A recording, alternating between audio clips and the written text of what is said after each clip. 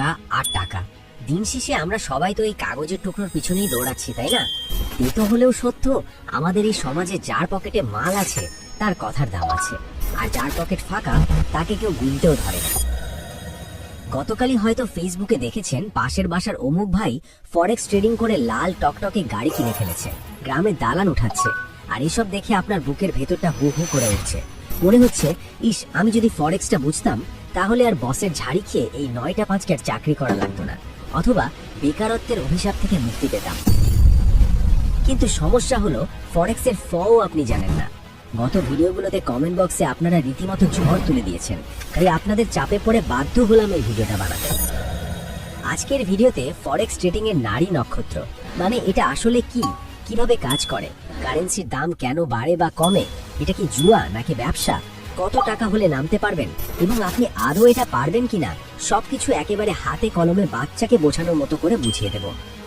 আর ভিডিওর একদম শেষে এমন একটা গোপন তথ্য ফাঁস করব যেটা ফরেক্স কোম্পানিগুলো কোনোদিনও চায় না আপনি জানুন, কারণ এটা জানলে তাদের ব্যবসা লাটে উঠতে পারে। তাই নিজের পারে কুড়াল মারতে না চাইলে ভিডিওর একটা সেকেন্ডও স্কিপ করবেন না। চলুন শুরু করা যাক। চলুন শুরু করি একেবারে বেসিক দিয়ে। ফরেক্স শব্দটা শুনলেই মনে হয় রকেট সায়েন্স, আসলে তা না।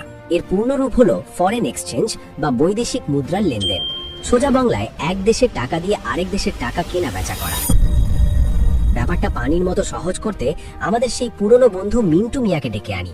ধরুন মিন্টু মিয়া কাঁচা বাজারে গেল, সে দেখলো আজ বাজারে আলুর দাম 20 টাকা কেজি।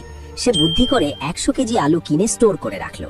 2 দিন পর বাজারে আলুর সংকট, দাম বেড়ে হলো 30 টাকা। মিন্টু মিয়া ঝটপট সব আলু বিক্রি করে দিল। ফলাফল, সে কেজিতে 10 টাকা লাভ করলো। ফরেক্স ট্রেডিং ঠিক এই আলুর ব্যবসার মতোই, তফাৎ শুধু একটাই, এখানে মিন্টু মিয়া পচা আলু পটল কেনা বেচা করে না। এখানে কেনা বেচা হয় বিভিন্ন দেশের কারেন্সি বা মুদ্রা, যেমন আমেরিকান ডলার, ইউরোপের ইউরো, ব্রিটিশ পাউন্ড বা জাপানিজ ইয়েন। আপনি কম দামে কিনবেন, দাম বাড়লে বেচে দিবেন, সিম্পল বিজনেস। কিন্তু এখানে একটা বিরাট প্রশ্ন আছে যেটা আপনারা সবসময় করেন, ভাই আলুর দাম বাড়ে কারণ আলুর সিজন শেষ, কিন্তু ডলার বা ইউরোর দাম কেন বাড়ে বা কমে?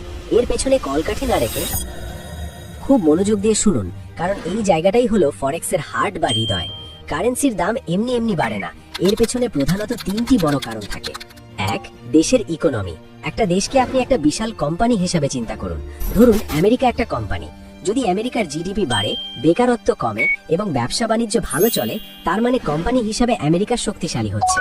তখন সারা বিশ্বের মানুষ আমেরিকায় ইনভেস্ট করতে চাইবে, আর আমেরিকা ইনভেস্ট করতে হলে তো ডলার লাগবেই। তখন ডলারের ডিমান্ড বাড়বে, আর ডিমান্ড বাড়লে দামও বাড়বে। 2, ইন্টারেস্ট রেট বা সুদের হার। এটা হলো সবচেয়ে বড় গেম চেঞ্জার। ধরুন আমেরিকার সেন্ট্রাল ব্যাংক ঘোষণা দিল যে যারা ব্যাংকে ডলার রাখবে তাদের এখন থেকে বেশি সুদ দেওয়া হবে। তখন আপনি আমি কি করব?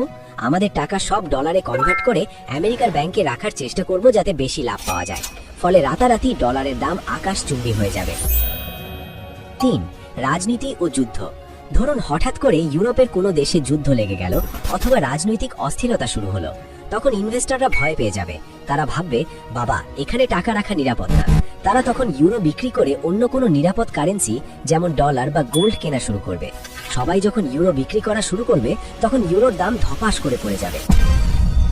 তাহলে বুঝলেন তো, ফরেক্স শুধু গ্রাফের লাল সবুজ বাতি না, এটা পুরো বিশ্বের অর্থনীতি, রাজনীতি আর খবরের এক বিশাল জগাখিচুড়ি। আপনি যদি নিউজ না রাখেন, শুধু আন্দাজে ট্রেড করেন, তাহলে আপনি ফরেক্স ট্রেডার না, আপনি একজন অন্ধ জুয়ারি।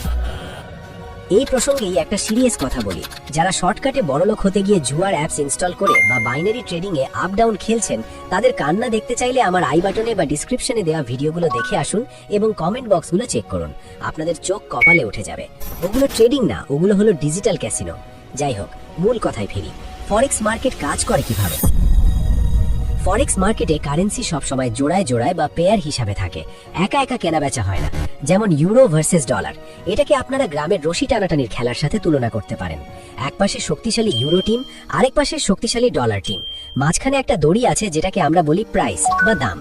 মার্কেটে যখন ইউরোর গায়ে জোর বাড়ে, মানে ইউরোর নিউজ পজিটিভ আসে, তখন গ্রাফ উপরের দিকে ওঠে, এটাকে বলে বাই। আর যখন ডলারের গায়ে জোর বাড়ে তখন গ্রাফ নিচের দিকে নামে, এটাকে বলে সেল। আপনাকে শুধু প্রেডিক্ট করতে হবে আজকে কে জিতবে, ষাঁড় নাকি ভাল্লুক।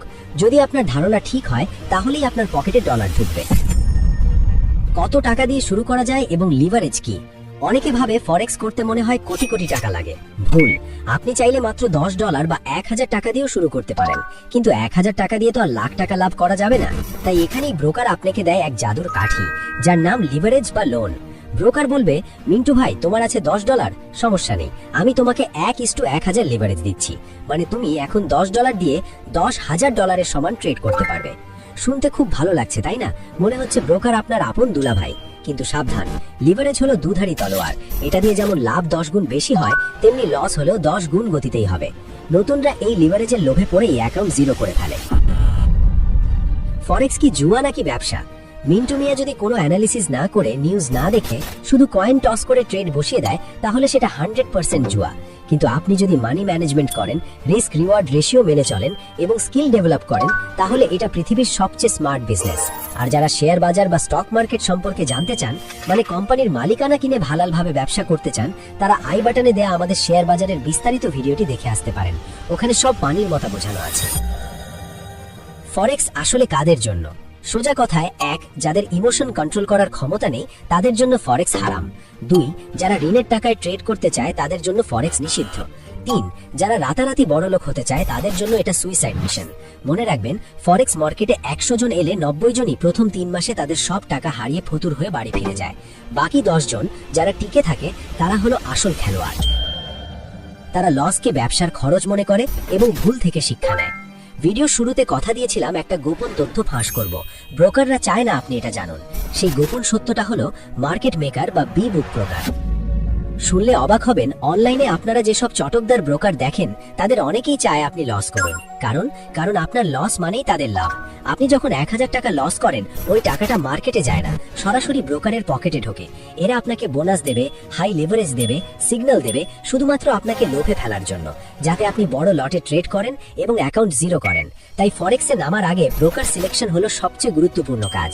সবসময় রেগুলেটেড এবং বিশ্বস্ত ব্রোকার ছাড়া টাকা ডিপোজিট করবেন না। বন্ধুরা, ফরেক্সের তো মাত্র অ আ কখ জানলেন, সাগর এখনো পড়ে আছে। চার্ট দেখে কিভাবে বুঝবেন দাম বাড়বে না কমবে?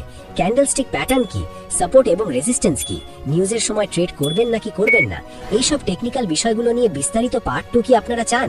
যদি চান তাহলে কমেন্টে এখনই লিখুন পার্ট 2 চাই। বিশ্বাস করুন, যত বেশি কমেন্ট আসবে আমি তত দ্রুত এবং সহজভাবে পার্ট 2 নিয়ে হাজির হব।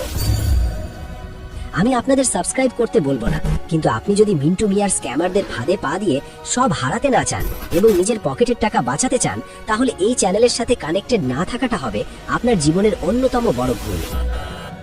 কারণ আমরাই এখানে সত্যটা মুখের উপর বলে দিই, কোনো রাখাডাকি রাখি না। সিদ্ধান্ত আপনার, শিখবেন নাকি ধরা খাবেন। দেখা হবে পরের ভিডিওতে। ততক্ষণ নিজের টাকা বুদ্ধি খাটিয়ে ইনভেস্ট করুন, কারোর কথায় কান দেবেন না, এমনকি আমার কথাও না। আল্লাহ হাফেজ।